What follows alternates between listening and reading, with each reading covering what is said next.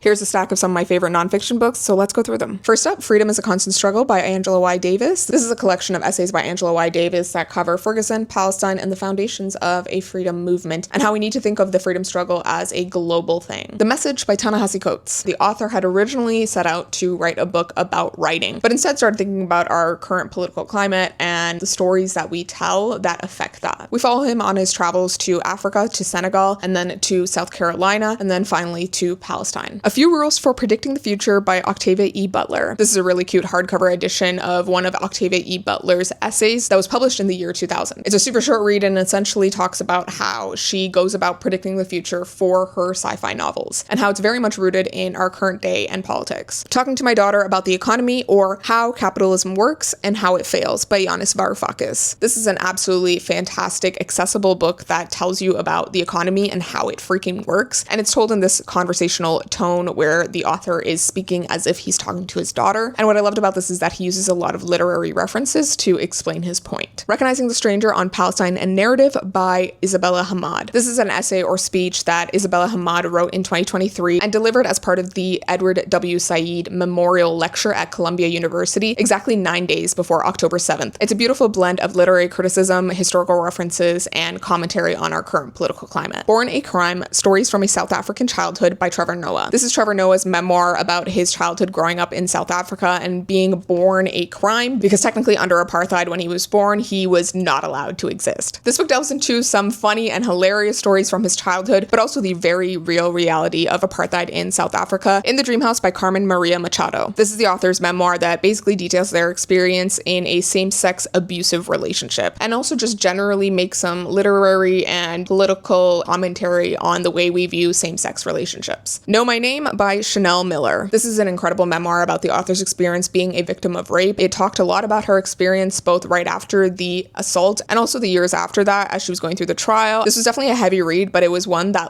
gave me so much hope at the end of it. One Day Everyone Will Have Always Been Against This by Omar El Akkad. This is a collection of essays about his experience over the past couple years with the ongoing genocide in Palestine and the dehumanization of Arabs and Muslim people. Made him disillusioned with the Western world, even though he has lived here for many years. He has been a journalist for major publications, but now he has lost faith in a lot of those things. And the title of the book is actually based off a tweet that he posted about how there's all this discussion about whether things are right or wrong, if someone has the right to defend themselves. But one day everyone will agree that they should have always been against this, and they will pretend that they were against it. And by that point, it'll just be too late. Okay, those are all the nonfiction books that I wanted to recommend today. Let me know what you thought of these if you've read them, and let me know if there are any nonfiction books that you think I should read based off of these. I'm Jenny, and if you want more content like this, then go hit that follow button.